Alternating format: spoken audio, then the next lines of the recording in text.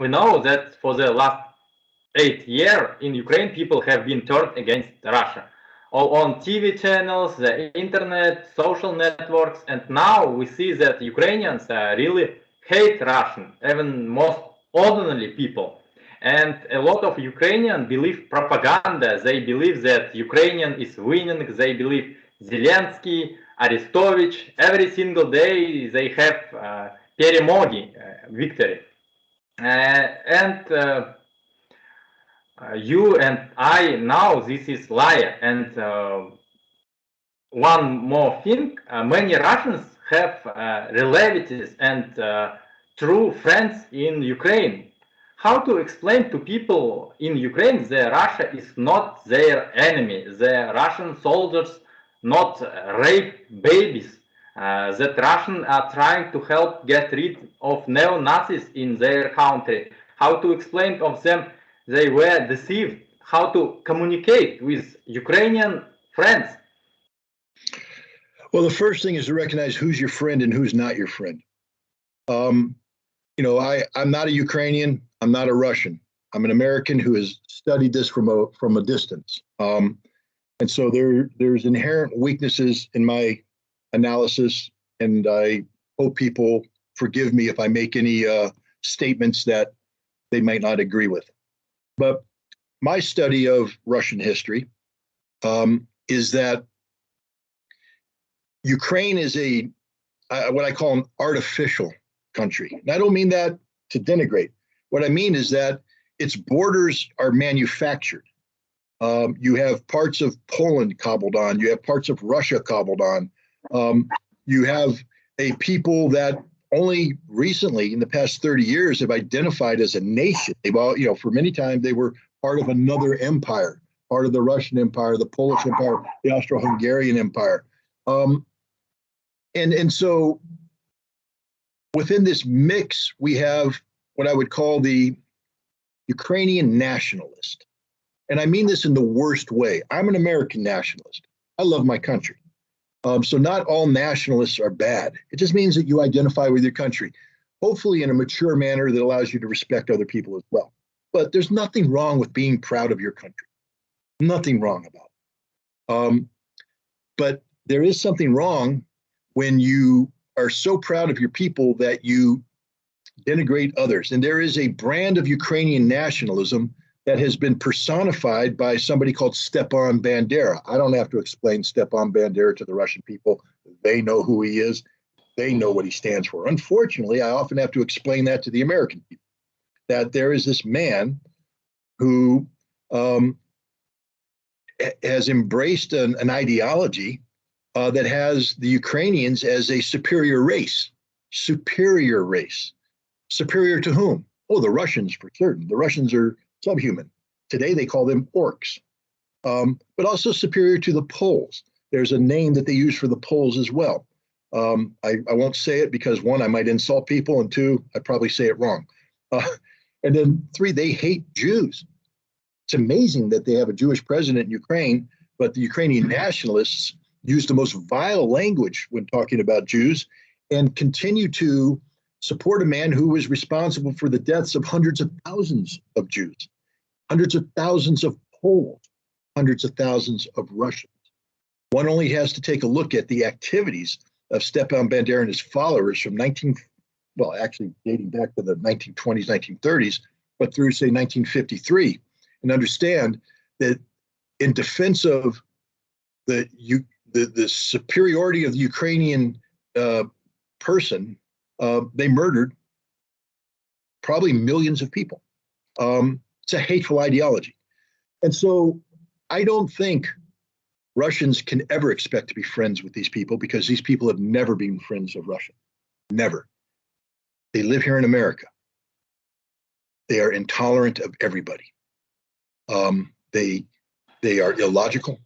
They support Ukraine, even though the facts dictate something different. They live in a fantasy world. That Russia, you will never befriend these people. They will never be your friends. Don't even try.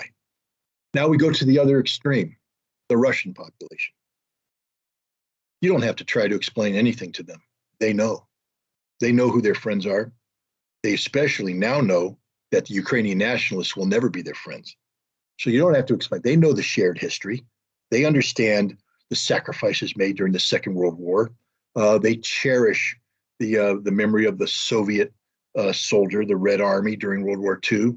And they also remember fondly when Ukraine, Russia, and other republics were part of a single nation, the Soviet Union. They may not agree with communism. They may not agree with the economic system, but they do agree that there was a fraternal brotherhood of peoples, and that was genuine.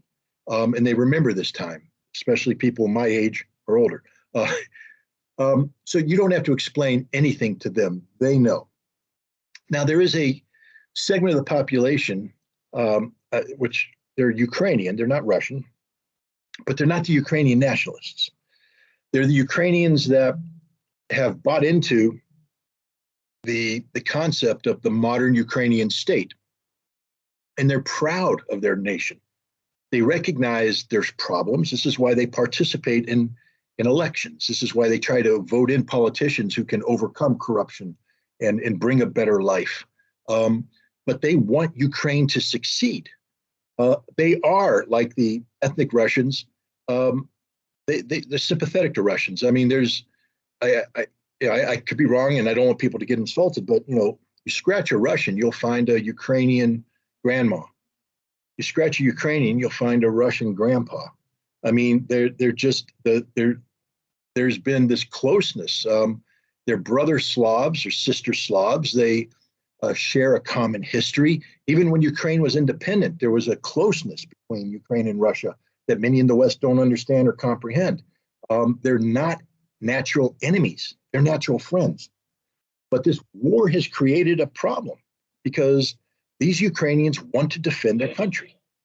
And maybe they don't understand, or even if they do understand, they take umbrage at the notion of Russian troops coming in and attacking them. That they believe that they could solve the problem of this Ukrainian nationalism simply by improving the life in Ukraine through the political processes. Some of them supported joining the European Union. Some supported continuing economic relations with Russia, but all of them support an independent Ukraine. Therefore, they will fight for Ukraine. Now, I don't believe these people buy into propaganda. I have too much respect for them. They're educated people. They know what's going on. They know what the facts are. They understand that their government is not perfect, but they continue to resist the notion that Russia is the solution, especially Russia through military force. These are people that will defend Ukraine to a point, because at some point in time, that which you are defending is being killed. And I mean, and at some point in time, they're going to realize that the government that they're following is not their friend, is not looking out for their best interests. It's not looking out for Ukraine's best interests. They're involved in a pro-NATO exercise that is willing to sacrifice Ukraine on the altar of NATO supremacy. And when that happens, they will leave. Russia doesn't have to convince them to leave. Russia doesn't have to convince them. They will make the decision when the time comes. But it's going to require a certain threshold to be crossed within Ukraine. I would say actually that any effort to try and any effort by the Russians to try and compel this would be counterproductive. Because as a Ukrainian patriot, if I were one, I would be resentful of you trying to tell me what to do. I would just dig in harder, fight longer. But if I am allowed to come to this on my own, to realize that there are mistakes here, that the sacrifice being asked are too much, that the Ukrainian government isn't right, then they'll make the decision. So I think the best thing right now for Russia is just to continue doing what it's doing. It's an awful job. It's a difficult job. But it's a job that began, I believe, with a lot of sorrow. I believe the Russian government, the Russian military, the Russian people were deeply disturbed by the idea of carrying out this special military operation. And they continue to be disturbed. And they should always be disturbed. This war should never be viewed as the equivalent of the war against Nazi Germany. This was a war against the Ukrainian people. Some of them, the nationalists, perhaps need to be defeated. But the vast majority of them are good people, patriotic Ukrainians that have been put in an impossible situation. And at some point in time, Russia and Ukraine are going to have to learn to live together in peace. Fortunately, they have a track record of doing just that. And if they can get through this conflict, if they can survive this conflict, I'm hopeful they'll be able to do that again. Yes, thank you. My next question, it's interesting question.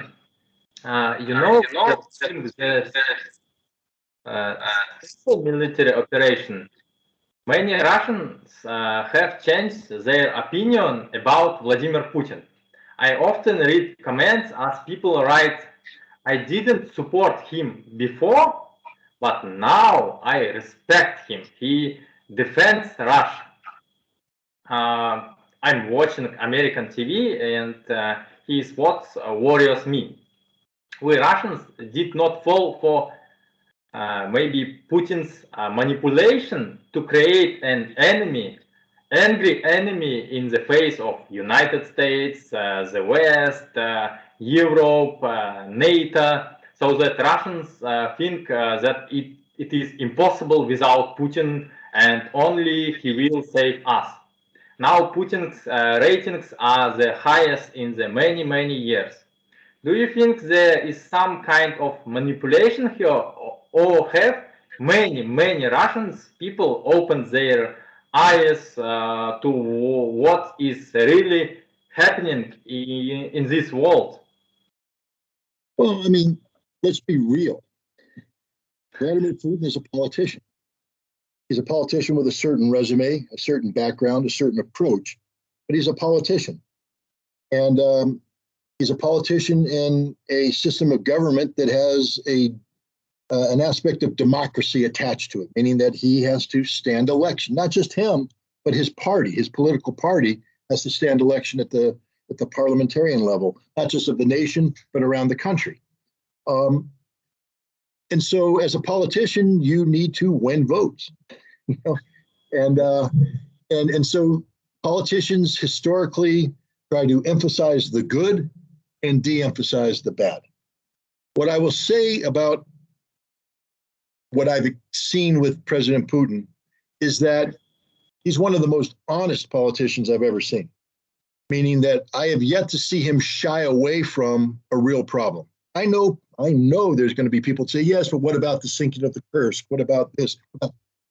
He's a politician. He ain't perfect. He's a human. He ain't perfect. He's made mistakes. But I compare him to the politicians in the United States, and I see a man who is far more honest and open with his people than our politicians are with our people. I see a man who is not afraid to have a conversation with people, not afraid to answer questions, not afraid to be confronted by the press or to confront the press. Again, I'm not saying he's perfect.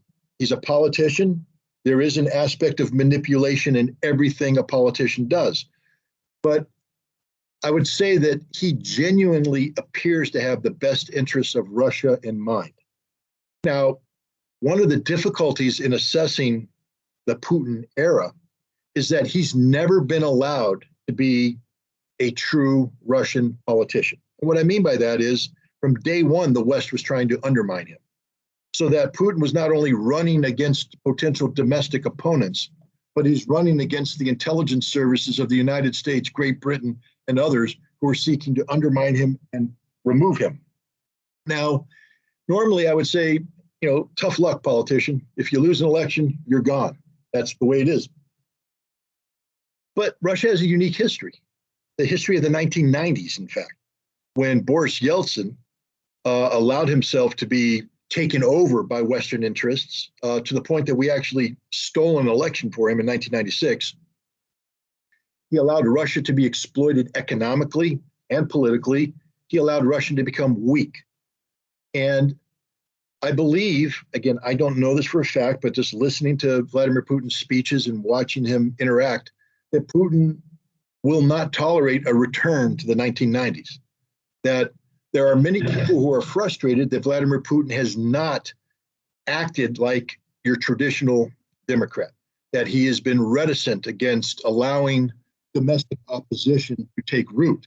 But one of the reasons why, from my perspective, is that it's not genuine domestic opposition, that it's funded by foreign intelligence services who do not have the best interests of the Russian people in mind.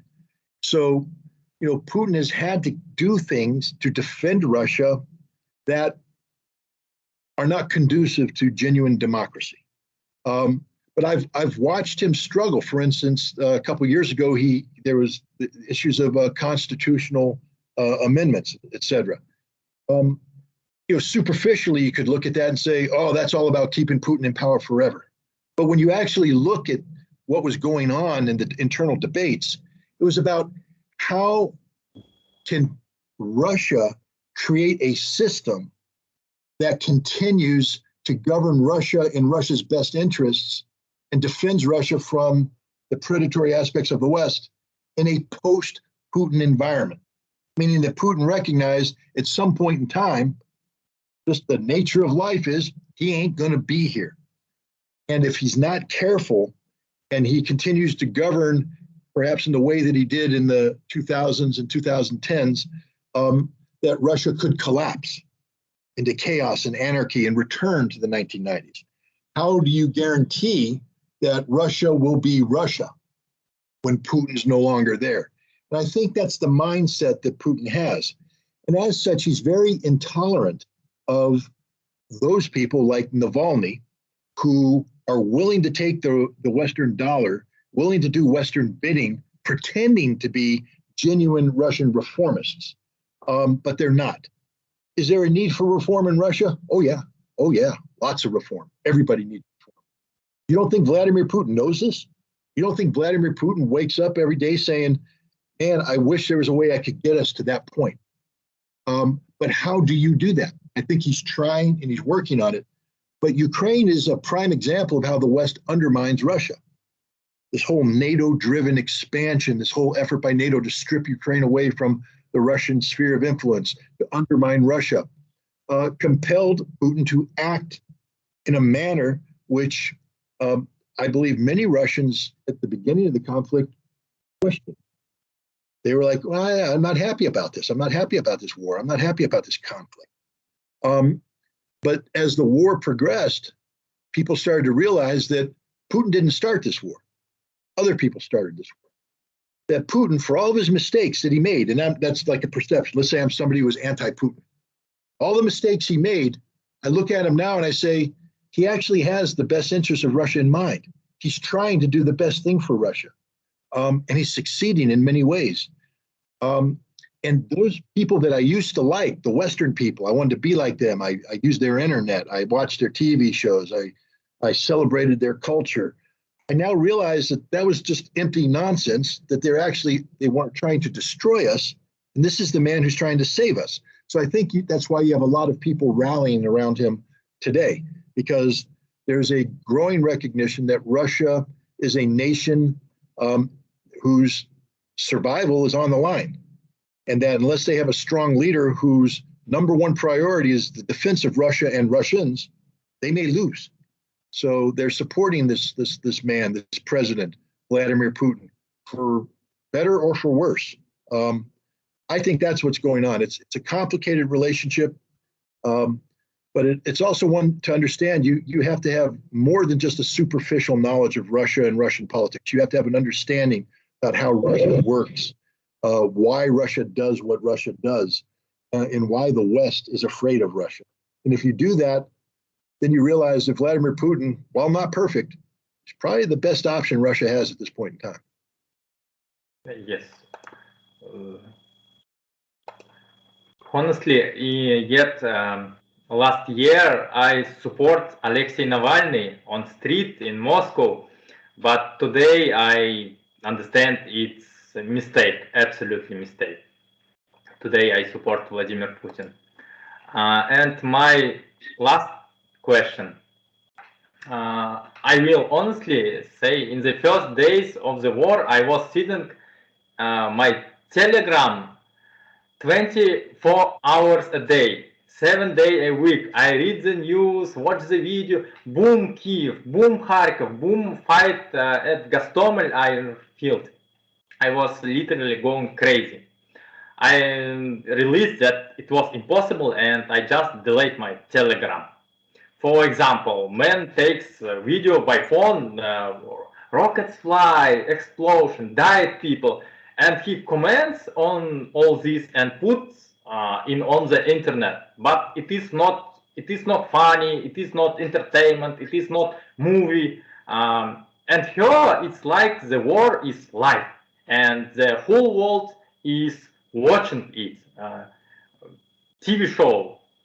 How do you think the development of social networks has influenced modern wars?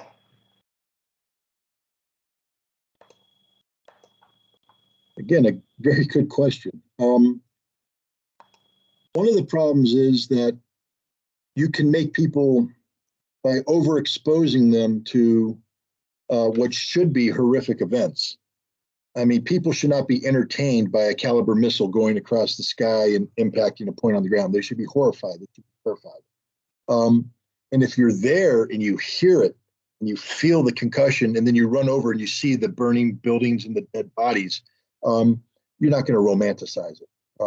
That's how, they call post-traumatic stress occurs. You see things that are awful, that are seared into your brain, and it has a detrimental impact on you for the rest of your life. But if you see it on social media, it's not real. I mean, it's just like watching a poorly directed Hollywood movie, or whatever the Russian version of Hollywood is. I mean, today, especially with special effects, war movies can be very realistic. And yet we go to war movies, and we see it. The only thing missing on Telegram is a soundtrack. Although I think there's some videos that actually have some music playing as well. But if you see this over and over and over again, you become immune to it. It becomes, like you said, a form of entertainment, not a form of being informed. Because to be informed, you have to be informed about the totality of what's taking place. The other problem too is that, we used to run into this problem when I was in the intelligence business, looking at aerial photography. You have a satellite or a U-2 plane fly over and take a picture. Now, the reality, let's say you and I are doing military stuff. We're in a building, and we have people, and we direct them. We say, move these vehicles over here, do this, do that, do this. And we've given a lot of orders inside the building that nobody knows about. Now people leave the building and they start to execute the orders. They move a crane, they move things, and then the U-2 comes over and takes a picture. Now a photo analyst has to look at this movement and try and figure out what it means. He has no clue what you and I talked about inside the building. He's just looking at it saying, I think it means this, I think it means that. But you're looking at one snapshot in time without fully comprehending the whole picture. And that happens with Telegram. You get one person's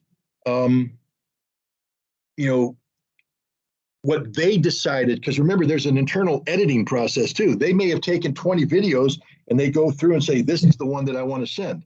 They don't send the others, which may have added more context, more depth to it. But you're held hostage to people sending a very limited point, because they're on one point on the ground. They're getting one perspective. They're not seeing the whole picture. They don't know who fired the missile. They don't know where the missile was going. They don't know why the missile was fired. They're just taking the picture. So it gives you, on the one hand, the people who watch it feel empowered. I am now imbued with knowledge because I saw the missile. But you really know nothing. You're ignorant because you don't know the whole picture, but you think you do. And that's the danger of social media today, is people think they know something when actually they know nothing, but they're convinced they know something because they saw it. They saw somebody's cell phone image, and they think that they can read into that deeper meaning that actually exists. Yes,